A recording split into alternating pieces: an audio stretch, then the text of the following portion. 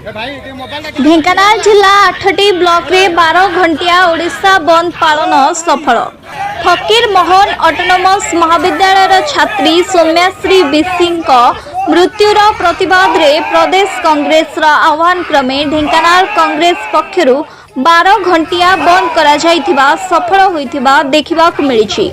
कांग्रेस जिला सभापति छबिराज विश्वालଙ୍କ नेतृत्व में 8टी ब्लॉक नेतृमंडली और कर्मकर्ता माने सकाळ 6टारू पिकेटिंग करी समस्त शिक्षानुष्ठान सरकारी कार्यालय समस्त बैंक और समस्त दुकान बाजार बंद करा जाइथिले। ढेंकानाल टाउन रो पूर्वतन जिला सभापति सुनील दास उपसभापति दीतिकृष्ण बरालଙ୍କ नेतृत्व में बंद पालन करुथिबा बेले पुलिस तांको टाउन थाना रे अटक रखिछि।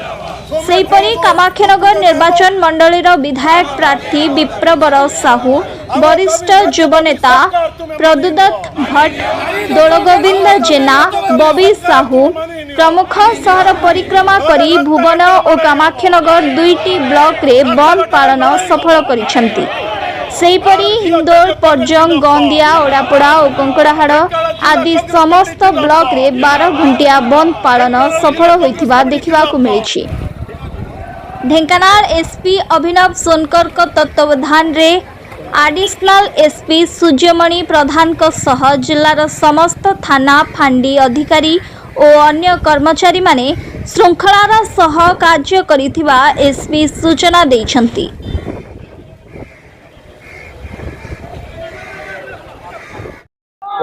आज ओडिशा रे जो भाजपा सरकार चली ये हूँ डबल इंजिन सरकार। आज ओडिशार समस्त जनसाधारण जानी पारले जे डबल इंजिन सरकार रे को भाव डबल अत्याचार हुए।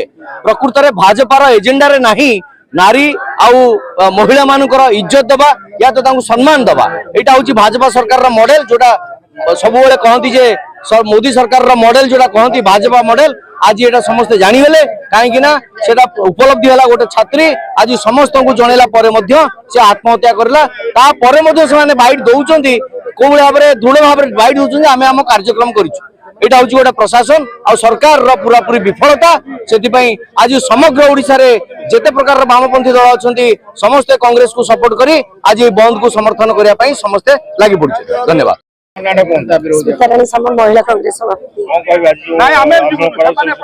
सौम्यश्री जो घटना घटी ये केवल सौम्यश्री नुहे आम राज्यर प्रत्येक झील बर्तमान यही प्रकार चली बलात्कार केस चली नारी निर्यातन चली बर्तमान झील टी पोड़ी तेणु ये बड़ दुखर विषय। आज आम या समस्त एकत्रित होमें चाहूँ से झीटी जिते जाकि समस्त पाखे न्याय मागी से पाईना तेणु बर्तमान महिला किपरि भाव सुरक्षित तेणु एम सब आज एकत्रित हो समस्त एकाठी आंदोलन की जारी रखी।